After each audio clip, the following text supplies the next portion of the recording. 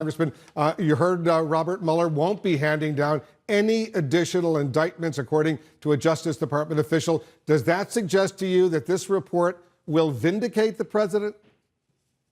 I think what the report will do will set out the prosecutorial decisions, which cases he felt he had proof beyond a reasonable doubt and took to indictment, and which cases he felt the evidence may have been clear or convincing or preponderance, or the evidence was not sufficient to take to a jury. But it's important for people to realize that those are the criminal issues. The counterintelligence issues, though, are a separate and fully independent and important matter. This began as a counterintelligence investigation, that is, an investigation into whether the president or others around him were acting as agents of a foreign power, either wittingly or unwittingly. And it's going to be very important that that evidence be shared with the Congress. And indeed, there's a statutory obligation for the Justice Department to do so, so that we can make sure the country is protected, whether it amounted to proof beyond a reasonable doubt or not.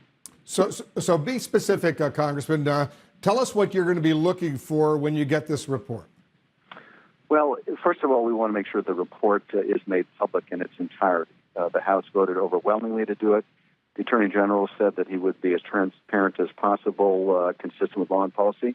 That means making the whole report public, so we're going to insist on that.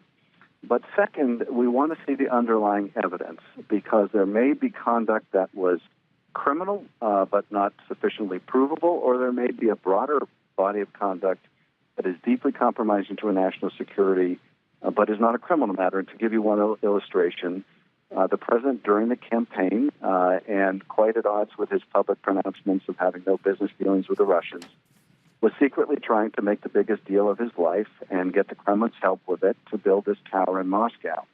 That is deeply compromising. And indeed, when that project was discovered, that the negotiations went on well after the president said they were, the Kremlin tried to participate in the cover-up along with the president. If there's other compromising information like that, the Congress needs to know so it can protect the country. How should lawmakers, Congressman Schiff, respond if the Attorney General, Bill Barr, decides to withhold what you would call significant information from Congress? Well, first of all, we need to point out to the department that it would be establishing a horrendous double standard. That during the last Congress, when the Republicans were in charge, the Justice Department provided over 880,000 pages of discovery to the Congress in an investigation in which no one was indicted. That is, the Hillary Clinton email investigation. It did so because it felt there was a significant public interest and because the Congress insisted. Well, we are insisting now. The public interest is, frankly, even greater because the allegations here are far more serious than those against Hillary Clinton.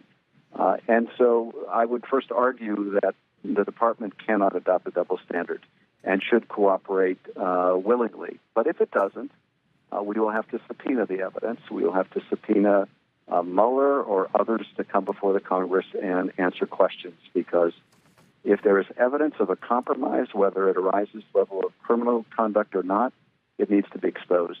So as you mentioned, you and so many other Democrats, you want to see the underlying evidence, everything that was discovered over the past 2 years, not just what we call the top line conclusions. Are you confident you can win that fight if it has to wind up in court?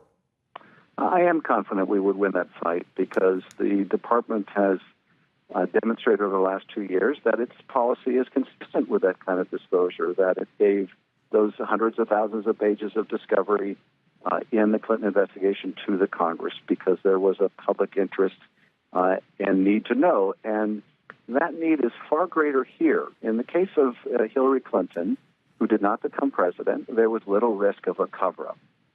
In the present case, where the president has daily, including today, sought to discredit the Mueller investigation, has frequently made false statements about his dealings with the Russians and that of his family and campaign, there is all too much reason to fear a cover-up. And for that reason, the department really needs to be transparent. And so ultimately, we're going to prevail. I would hate to be the department lawyers arguing to court that somehow a policy that allowed them to provide voluminous discovery in the last Congress prevents them providing answers to Congress now. What are the outstanding questions that your committee, the House Intelligence Committee, for example, will continue to investigate regardless of what the Mueller report reveals? Well, there are any number of examples that I could give you of information that we've obtained in our investigation, information that's become clear from the special counsel investigation that may not be neatly summed up in a decision or disclosure that we decided to indict A but not B. And to give you an illustration, we know that Paul Manafort was providing polling data to someone linked to Russian intelligence. Now, that may not have shown up in an indictment, but nonetheless, it raises profound questions about why the presidential campaign of Donald Trump was providing polling data, apparently detailed polling data, to someone linked to Russian intelligence.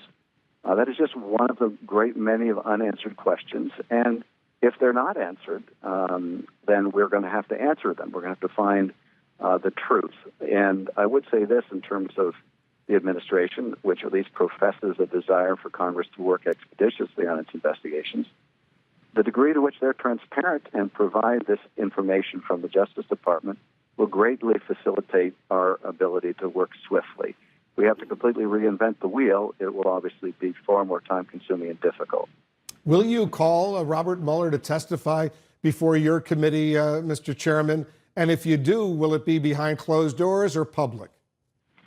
If necessary, we will call Bob Mueller or others before our committee. I would imagine that the Judiciary Committee may call the Attorney General before its committee if necessary.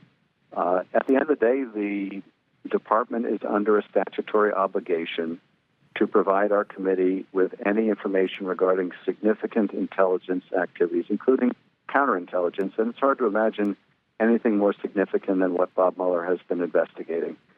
This began as a counterintelligence investigation by the FBI. It began as the same in our committee, and we have a right to be informed, and we will demand to be informed about it. As you know, very sensitive information is sometimes passed on to what they call the Gang of Eight, the Democratic and Republican leadership of the intelligence committees, the leaders of the House and Senate, on a very, very confidential basis. Usually it's the most sensitive classified information. Would that be adequate as far as you're concerned, some of the most sensitive counterintelligence, intelligence-related information that Robert Mueller may have collected? Would that be okay if it's just passed on to the so-called Gang of Eight? And you're a member of the Gang of Eight.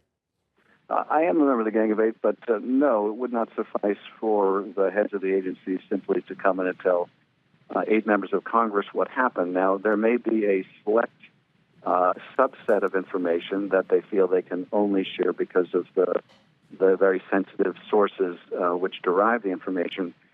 But the volumes of information that the special counsel has found, that needs to be shared with the whole committee so that we can evaluate what steps have to be taken to protect the country if there's compromise. And so, no, this is not something that can simply come in on an afternoon and brief the Gang of Eight and think, okay, we're done. We're going to need to have the same kind of discovery that we saw during the last Congress, and indeed it may be far more extensive than that, to make sure that U.S. policy is driven by U.S. interests and not because the president or anyone around him is looking to make money from the Kremlin on a tower or anything else. Congressman Adam Schiff, the chairman of the House Intelligence Committee, you're going to be very busy beginning this weekend when presumably you're going to be getting this report, or at least the principal conclusions from the Attorney General. Thanks so much for joining us. Thank you.